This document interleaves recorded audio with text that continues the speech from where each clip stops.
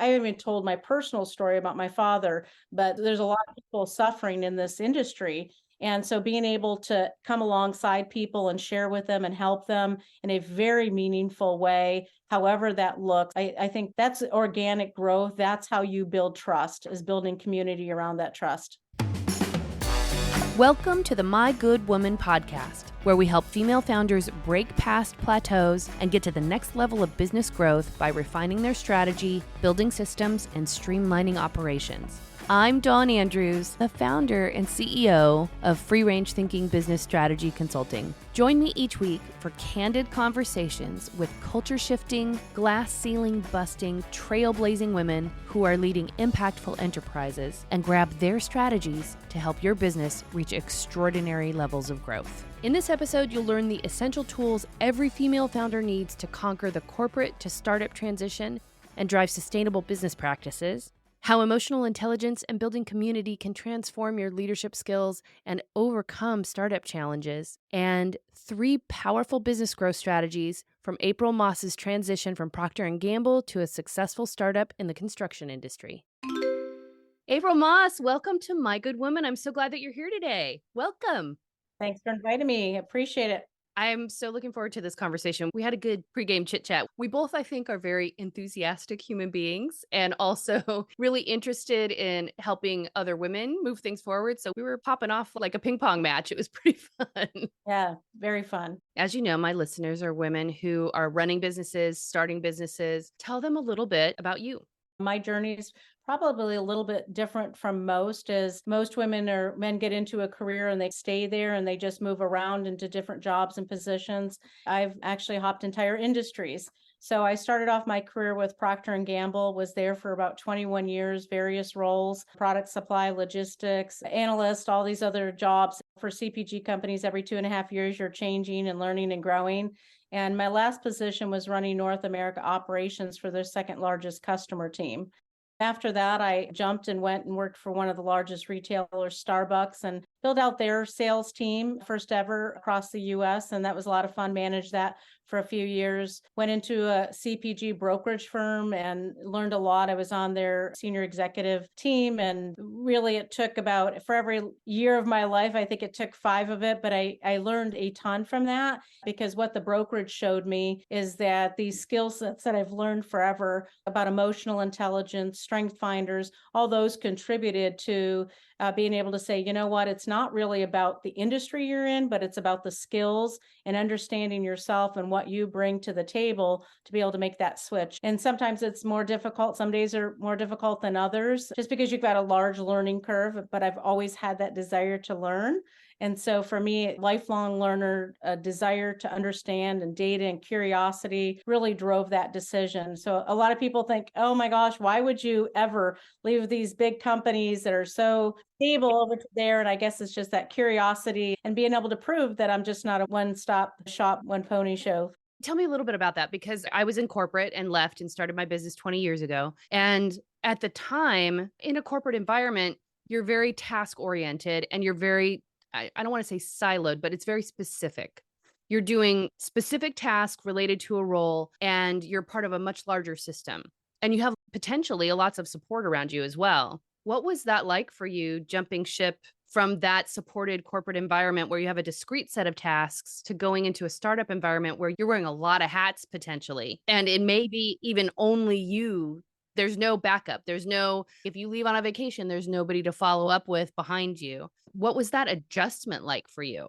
It was a shock, because Procter and Gamble, I was known as a bulldog. Anytime there was a new team that needed to be developed or something new that they wanted someone to go own, they'd always turn to me, because I always wanted something new. I was always trying to figure out how that happens. That's why I loved the brokerage. The brokerage was constantly moving, constantly having to create, constantly getting on calls last minute and saving the day, or it was just go. And that's like startup, right? I'm thinking, oh yeah, startups like that, I can go do it. But that whole infrastructure, even when you're working at Procter and Gamble and you're starting something new, or you're working for Starbucks or a brokerage, you always have support around you, right? You have the HR, you have the CFO. Finance managers are my favorite friend in any company because it's my weakest spot. And I'm dyslexic a little bit. It's your business bestie. Yeah. Yes, my business bestie. I love that. Yeah, my business bestie. And so I've learned a lot from a lot of people around the way. I like that connectiveness, but it was overwhelming to begin with. You're looking at this getting sucked into the black hole, right? Oh my gosh, I'm going to go off the cliff here because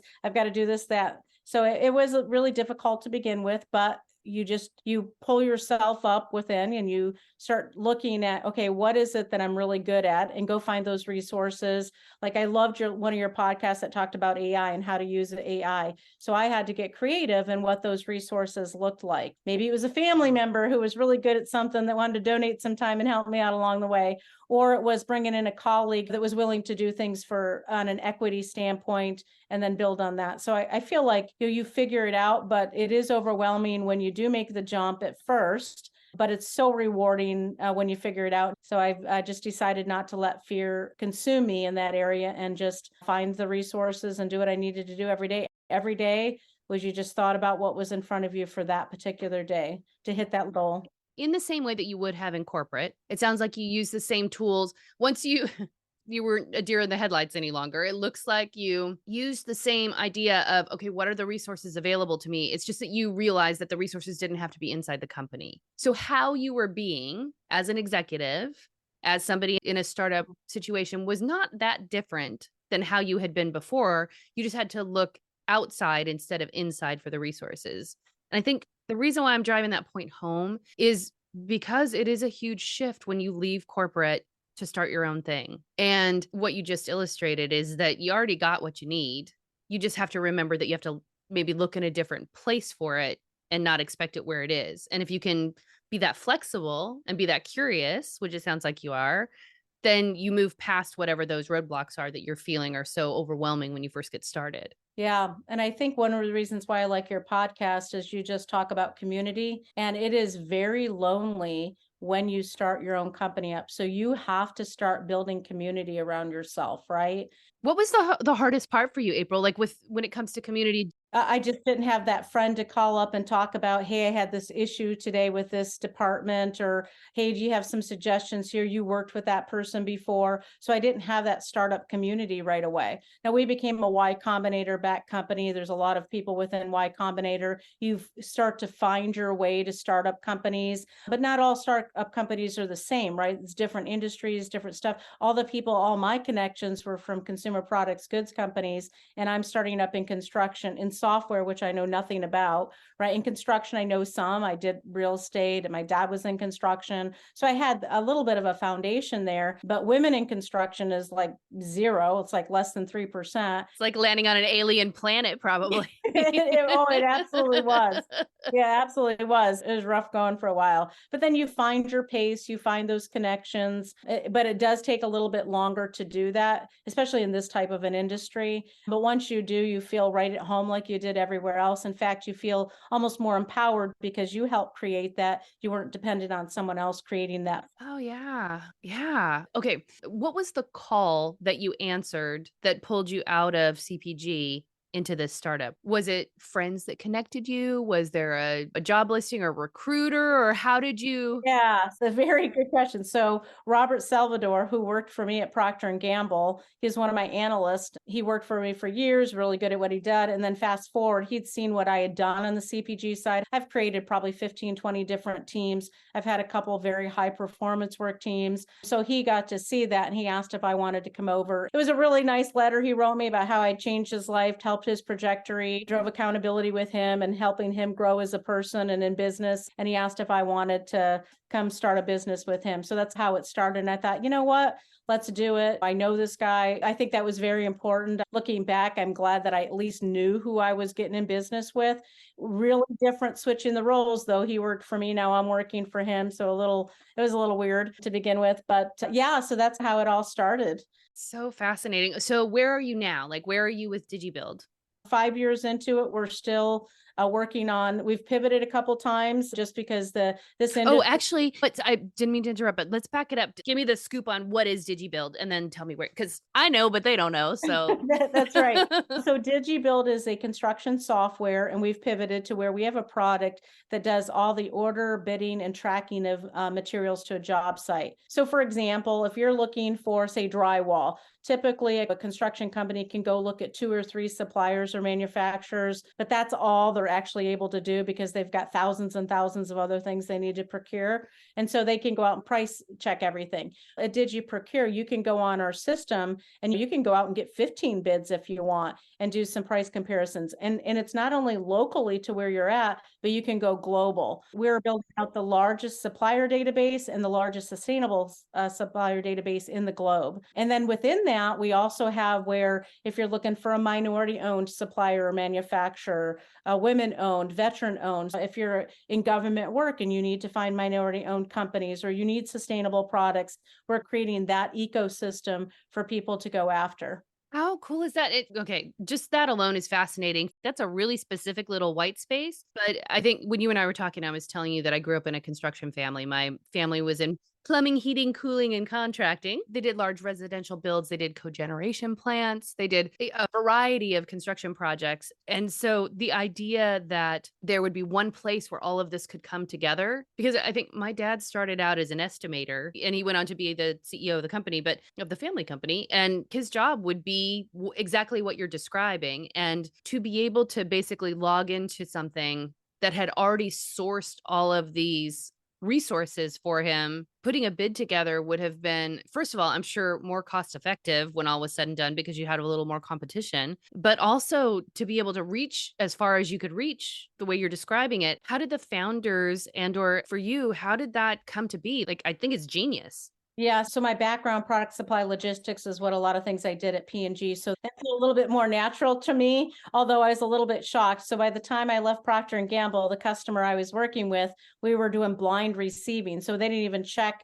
as stuff came into the retailer because they were so accurate. The misses were so small that it wasn't worth tracking all that. It wasn't worth a human to watch it all. It wasn't. Yeah. So then go to the construction where they don't have anything you scan. There's no barcodes. It's just the Wild West. So that was very fascinating to me. When I started with DigiBuild, Rob had this idea of creating a software platform built on blockchain to drive trust and transparency within this industry, because this industry does not have trust and transparency. It's lacking. And it's just lots of factors that go into that. And so he had watched his dad struggle, lots of things that happened in his life that he said, it'd be really great if we had really some type of software where people knew exactly what was happening, that this is really what happened. This is where the product's at. So that was how we started. But we decided to partner with IBM on that they do Hyperledger Fabric, which is a blockchain platform, and partner with them. And we had a innovation summit saying, are we on the right track? Are we missing anything here with the construction industry? So we had this huge innovation summit out in San Francisco. We brought in 10, 15 of big companies, small, mid-sized companies across all the different facets of what could go into a project, companies within there, and said, hey, what's next in construction? And coming out of that 3-day event, it was very clear the number one issue in October of 2019 was supply chain management, and in particular procurement. So we started pivoting immediately in January 2020. We all know what happened in January 2020, which was COVID. I'm squeezing my face right now because I'm like, to be in supply chain management and launching a new business 20 minutes before the pandemic is really, that's a nail biter moment. We were like crazy, or we had a niche here. What happened was Rob was still running his construction company. We're trying to do this together, and we're trying to get money and funding and all these things behind there.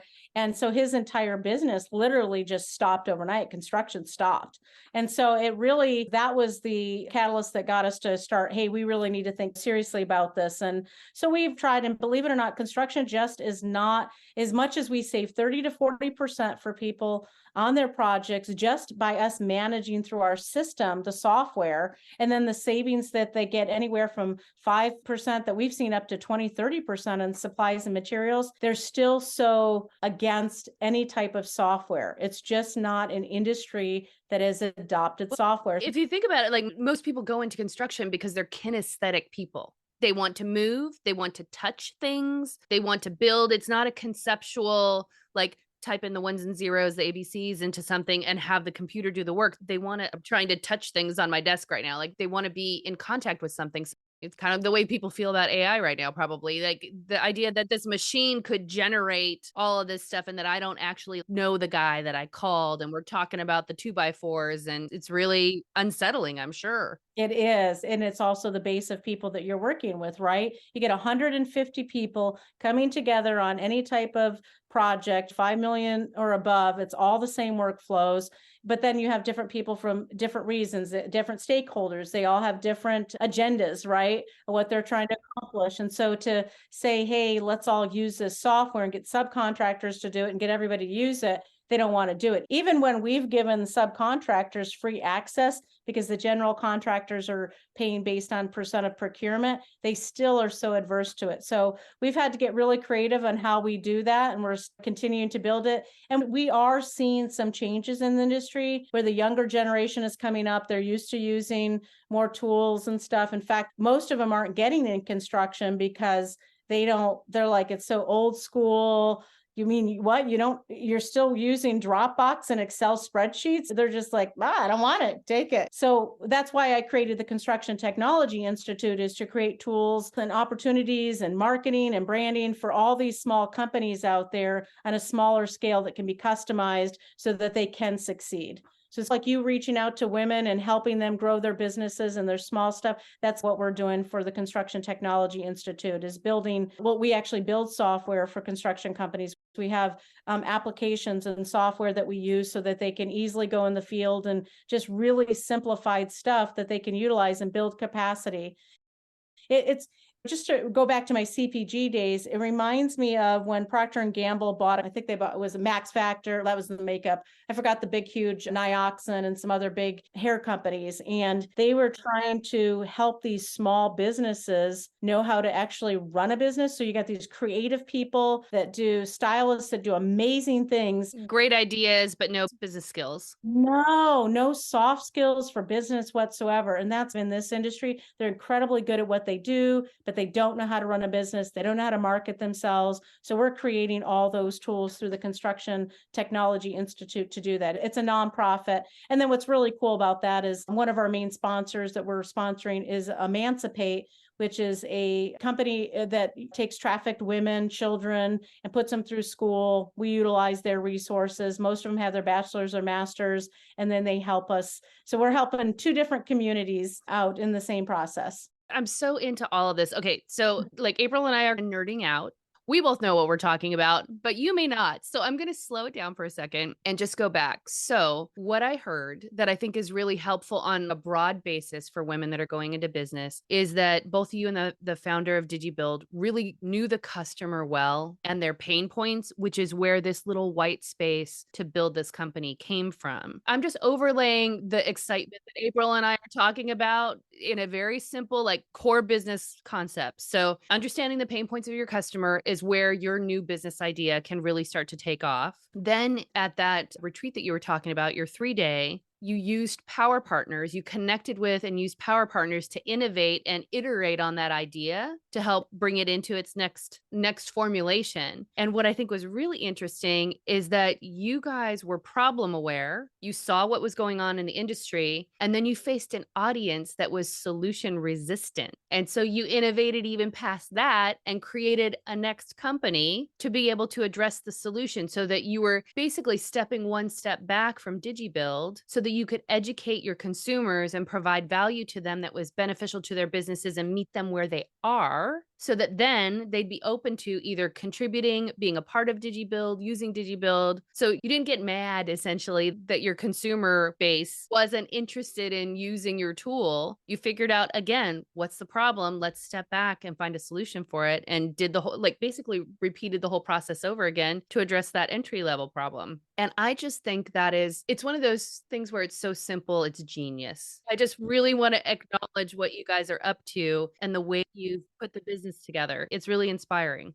And our journey's not over. We're still learning. We're still trying to build tools, trying to help people. Our latest is that we have a tech, and it's called Construction under DigiBuild, where we're actually bidding construction projects and helping subcontractors use our tools and use DigiProcure. It's almost coming alongside and training as you go, right? Because it's just another way to get people engaged to really see that you're trying to solve problems, because trust is a big factor within this industry. Everybody thinks everybody wants a piece of me. Everybody wants another percent of my margin. But when I think if you can come at it from that collaborative, we're really trying to help you. We understand this. We personally have suffered greatly from this. I haven't even told my personal story about my father, but there's a lot of people suffering in this industry. And so being able to come alongside people and share with them and help them in a very meaningful way, however that looks, I think that's organic growth. That's how you build trust, is building community around that trust. Tell me about your father. Obviously, your why is very big. To have left the tried and true, I know I'm good at it CPG world with incredibly huge notable companies in very visible roles, like to leave that behind and move into something like this. I don't want to blow past the comment that you made earlier that you're like, "Oh, my father was in construction. I had a little background there." Like, you have your why is parked there. Like, why you're doing this is parked there. Yeah, my why is pretty significant. In fact, Rob didn't even know really until the last 2 years, because it wasn't something I really talked about. I made sure my siblings were okay with me talking about it. But my father was a contractor, subcontractor, and he loved what he was doing. He was one of those people that loved the hands-on, was very good at it, but he wasn't a good businessman. And in many cases, sometimes he wouldn't get paid, he'd get paid, then the seasonality of construction. And then what happens is during that time, people get into the drink culture. Now it's drink and drug culture. And the suicide rates among construction workers is, I think it's the third largest industry of suicides, and nobody talks about it. And my father committed suicide when I was 9. So when I talk about, sorry, I don't start tearing up, but when I talk about the passion for the people, I know what my siblings and I went through and what my mom went through, having to struggle to make it, and what that caused. There's a lot of other families out there that are suffering from that, and nobody wants to talk about it. Nobody wants to address it. But the more I talk to people and the more I understand their stories, it just drives me even further to want to really change this industry in a way that's never been changed before. So that's my heart, as you can tell. Yeah, yeah. And it shows we're just scratching the surface in our conversation about the innovation that you guys are leading in this industry with the different aspects of these companies. But it's clear that this is coming from a personal connection, not only your personal story and the story of your family. It's a lovely little infinity loop. Like, you keep taking into consideration what's going on for the people, and that gives you back the next iteration of the business. And it keeps going back and forth, folding over on each other. And it's just, I think, again, simple and genius. Yeah, and it's fun, and everybody should be able to benefit from it, right? There's not anything that we're doing it's special. It's just making those connections and teaching people. One day we want to have all these different courses we could have for people in business, and there's just so many opportunities. And then where do we go first, though, right? Yeah, actually, let's talk about that for a second. So, how, with such a big desire and a big mandate and a lot of territory that you can cover inside this industry, how do you narrow and focus and stay on a path till you get some traction with it? So there's 2 areas that we're focused on. The procurement piece still is a huge idea. We've actually expanded and opening an office in the Middle East just because they're more receptive to software and using software. Over in the UK and stuff, the US is actually behind on using software in construction. So there's other countries that are more open to it. So that helps us build and grow and take care of the needs of our investors as well, right? So those are needs that we have with that, but continuing to focus on procurement and finding any way to get people to adopt DigiProcure. So that's why we started Construction, where we're actually now bidding for contracts. We have an entire team of people who came from construction. I'm probably the only one that has like the least amount of construction experience on my team. So it's really fun to have all these guys there that are willing to support this. And so we're actually bidding contracts and actually taking on contracts for construction and implementing and showing the field and the subcontractors and people that we're working with, you want to utilize this tool. And there's some very big companies that we're working with, and they're like, oh yeah, so they'll let us bid and do the work. And then we show them, hey, we just saved 10% of this product. You need to use this for procuring for all your supplies and materials. And that's working. It's really exciting. And we just started this. Literally, we pivoted a couple months ago and just started saying, hey, what does this look like? We've got our first 3 to 4 or 5 projects. And I think it's going to take off really well. And that's how we'll get that adoption. By being what you're talking about, you're being and doing it. Showing them the way, teaching them how to fish in a different way. And then I think from a CTI standpoint, we're focused on one of the challenges we had at DigiBuild, and they have it at Procore, at any of these larger companies that have software for big contractors, is it's very difficult to find actual software developers who know construction. And so our goal is teaching and training an entire industry of software developers about construction. And so we're going to be launching some just basic courses on construction and workflows and training developers. Some of the developers, they grew up in construction, they just weren't interested in it, or they like the other side of it. So it's bringing those worlds together, because that's what's going to change the industry, is having software developers that actually understand construction workflows and how it all comes together.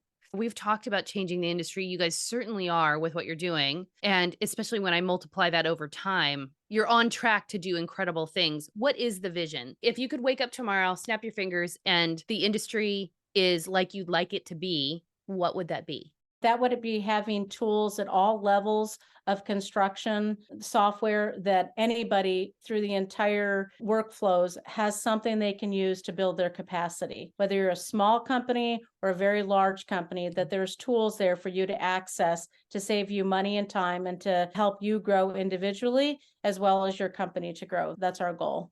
So even if I started my small 3-person, I don't know, roofing company, for instance, there would be something for me here that would enrich my growth, help me to grow my business. Yeah, in fact, that's where we're starting, is that those individuals who have these, they're smaller companies, so that they have the tools. And once they have some simple tools and it's not so scary, we can build tools over top of their Excel worksheet applications where they don't have to worry about, oh, I'm just putting the same information in and it's just guiding me through, right? Very simple, almost like gamifying stuff, things that they might be familiar with, like going and buying something on Google or something that's very simple, because the larger companies have already thought about this. They're using Procore, they're doing that. The challenge they have is all their subcontractors and everybody working for them is, you want me to do what, where, and I've got to click here and I've got to get in and out of this software. And what does that mean? And there's no help desk. And so there's this aversion to it. So it's almost like you're almost starting like a Y Combinator for construction companies. Very much.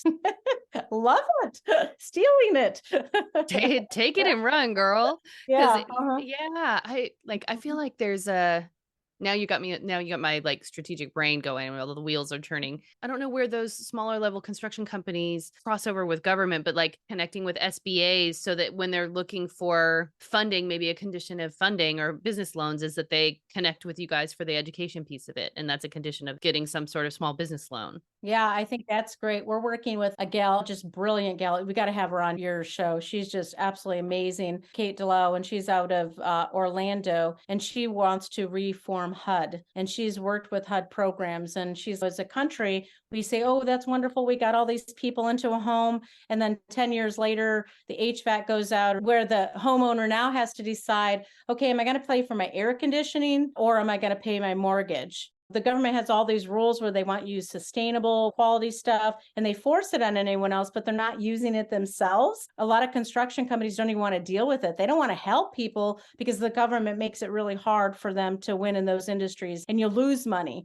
So this gal's figured out the secret sauce to do that and how to pull people up and reform some of the government things to pull those together. We're creating some things for her, tools and stuff that will be useful long-term for anybody in the industry to be able to tap into some of those government opportunities, no matter how big or small you are. That's so cool. Okay, I'm going to shift gears. Tell me about you, April. Like, to go from the corporate life into startup, what tools did you port over with you to help build the team that was interested in working in this space, working in an unproven, untested area? And what do you do to help keep people enthused, on track, connected to the vision, driving forward when sometimes Like you said, you're a startup and you had to deal with the pandemic happening. What do you do to build and keep your team inspired and moving forward? One of the things that I learned early on that I loved what Procter and Gamble did, again, learned a lot from them. Amazing company. They're known for their training. And we went through this process, and there's lots of these kind of tests out there. We did the Briggs and Meyer. But I think the one that impacted me the most was Strength Finders. And it was really focused on just your strengths, right? We're our worst own enemy. We're always like, I'm not good enough at this. I can't do that. Finance is my bad thing. Well, go find your bestie in finance, right? Hey, yeah, So, make a so friend. make a friend, right? Yeah, call a friend. That really was a game changer for me because it really showed me the skills that I had. And of course, you always want to try to improve in areas where you need to, right? And so being honest with yourself about what you're good at, what you're not, but still not making excuses for trying to improve yourself holistically, I think is important. So for me, I think it was that. And then the other piece that I've been a big believer in since the 80s when it first came out, and I was pretty young in business, was emotional intelligence. It just made sense to me that it doesn't matter corporations, the people that are at the top of these corporations, the ones that are doing the best jobs, leading these mega companies, it didn't matter what their education was, it didn't matter what their background was, where they came from. It really was about emotional intelligence. And the first thing is to know yourself. And so Strength Finders was that self-awareness, and then self-management. How do you manage yourself? And I think this soft skill of understanding yourself, managing yourself, being honest with yourself, I think that those are soft skills that have been lost. I talk to a lot of generation, and they're not honest about what they're good at or what they're not good at, or not looking, it's not good or bad. It's about what do you bring to the table? What are your skills? But also being aware of how you not just manage yourself, but how you work with other people and how do you bring that together. And so I think there's such a caustic kind of environment now because of politics and so many other things that it's really hard to help people bring all those emotional, intelligent pieces together. So those were game changers for me. And that's what I do. My entire team took Strength Finders. We recognize what each other's strengths are. If there's some issue that needs to be solved or problem, we go look for that person that has that strength and seek them out, because some people, they're not going to just volunteer. They need to be sought out and their opinions to be brought to the table. That's very important. And so making sure that we have that nice combination of different strengths within the team is so critical to success. It takes a while to figure out those moving pieces. Everybody has their own agenda, what they want, why they're there.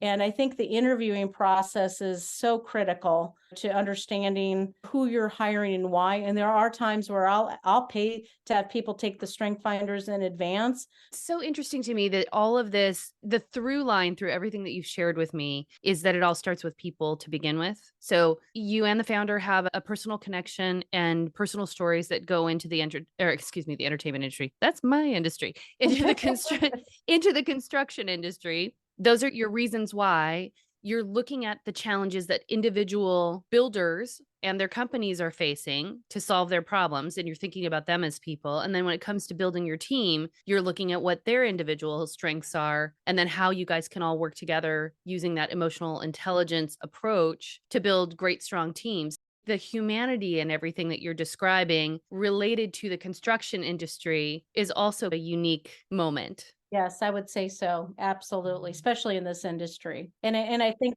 by targeting and doing that, like pulling people together and finding out their strengths, empowering them once you understand what they're capable of, just letting them go do it. And in a startup, you don't have time. You can't sit and like, well, you made that mistake, you made that mistake. You got to go. It's okay, learn from it. Let's go. What's next? Empower people.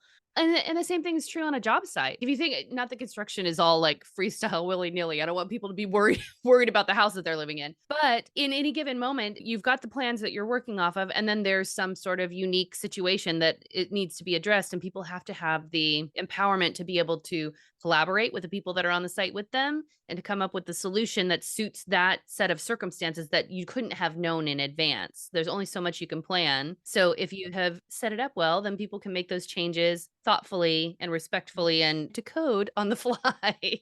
Yeah, and none of that is going to be solved by a software. I think everyone kept thinking software is going to replace a lot of things. The virtual project manager can only go so far. Yeah. Okay, well, tell me about you because you've got two different companies that you're involved in. You have a philanthropic initiative that you're involved in. You're in an emerging startup business trying to break new ground in a very old industry. How do you keep it all going? How do you take care of you? Taking care of me, that has been a priority the last 6 months. I had spent too much time traveling, going to trade shows and on the road that might actually cause some injury to one of my legs from doing all that work. So it's really slowed me down a little bit to say, you know what? It's time I got to start thinking about how I'm going to do this in a healthier way. My husband will tell me you're all or nothing, like you've got one speed. And so it's recognizing I want to ignore that because I just love it, but recognizing that I do need to, not just for myself, but for my team and the company and the people I'm representing. I need to be around for a while and I need to be able to work effectively. So that has been for me a big aha. So I think taking care of myself is probably a number one right now as far as that goes. From a team perspective, we talk about empowering people. So my Construction Technology Institute, I bring other people in who want to help with that. So it's a nonprofit and I purposely set it up that way. It's about, hey, this person over here is really good at this and they have some really cool things that they can bring to the table. And they've always dreamed of creating this educational piece or these platforms for startup companies within construction. And so they're going to run that piece. I've got a development team that creates tools that help the industry so they don't have to spend so much time trying to find the jobs and bid the jobs and market themselves. I've got another gentleman who's really good at developing just really inexpensive websites. It is amazing how many subcontractors do not have a website. And so this is a super, more like a landing page, but at least they show up professionally. So some of the basic things. So it is tapping into other people all under the banner of CTI and making sure that we're focused on particular areas to begin with, and then we'll grow from there. So what I'm looking at, like I'm holding my phone up here. There are certain apps on this phone that keep it all going. There's Neutrogena face wipes because I Yeah. can't live without them. If we ask you to open your purse, like I'm not a purse person, so I don't have one, but what's in there that from a female business owner, what keeps it going for you? From a personal side, health is very important to me now. So I've got some little tools on here about fasting and tracking my fasting, tracking my steps, some of the simple things to make sure that I'm getting up every so often and hitting those goals and those little short things. I'd say that Amazon is my best friend, of course.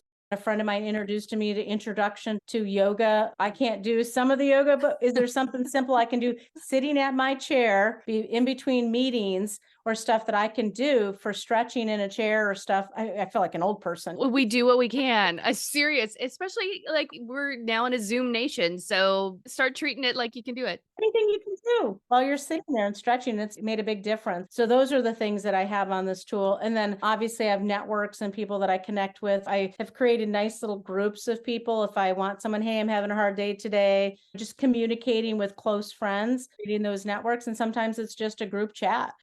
And what I've also realized is go do something for somebody else and it really pays back. It's like paying forward, helping somebody, like a friend of mine. She's been diagnosed with cancer and I don't have the time to create some soup for her because that's the only thing she can really eat without throwing up because of the chemo. But doing that makes you feel good. So a lot of time we're so self-consumed. Everything's iPhone, I this, I that. So let's give away something to somebody else. So I tried to make sure that I'm doing that on a regular basis. So that leads me, I want to be thoughtful of our times. The question that I ask everybody, and you might have just answered it, is imagine you're in Times Square and you're surrounded by all of the sparkly billboards, and the biggest one is for you.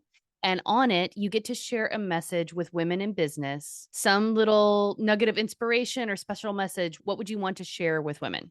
I guess probably what I would say, let me actually just do this real quick because I use this quote on all of my emails. I would say the meaning in life is to find your gift and the purpose of life is to give it away. Love it. Well, you're definitely doing that all day and twice on Sundays, April. Thank you so much for being here. Well, thank you so much. What a great podcast. Thanks for helping women. I already started listening to them, so I have them tagged so I can go finish listening to them because they're very good. I'd recommend that everyone listen to your podcast that you did recently on Boost. I love that. The AI thing. Don't get scared. Go do it because it does save you a lot of time and you're gonna have too much fun with it once you figure it out. No doubt. Thanks for the shout out for Boost. I appreciate it. Oh, April, where can people find more information about DigiBuild, the Construction Technology Institute? Where is the best place to look? They can just connect with me on LinkedIn. You can look up or at April@digibuild.com or April@constructiontechinstitute.org. Perfect. Thank you so much. It was Yeah. a great conversation. Thank you. Thank you. Thank you for joining me, my good woman. If you loved today's episode, make sure to subscribe. Consider it like getting a front row seat at the premiere of the year's biggest blockbuster every episode. You wouldn't want to miss the opening scene of a cinema classic, right? So hit subscribe to ensure you're in the audience, popcorn in hand, for our next thrilling episode. Don't let the credits roll without you. See you soon.